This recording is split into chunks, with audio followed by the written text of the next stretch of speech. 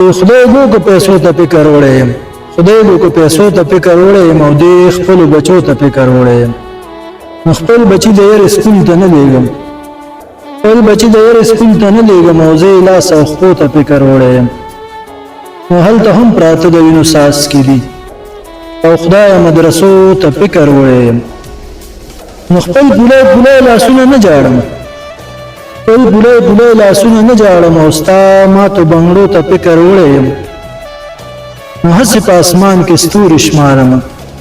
او هسې شودیرو ته فکر وړی یم نو څومره لرې لرې یې شیندلي دي څومره لرې لرې یې شیندلي دي او زه د سوال دانو ته فکر وړی یم او زه تنها په خپله جنتي خاوره او زه تنها په خپله جنتي خاوره او خوارو پښتنو ته فکر وړی یم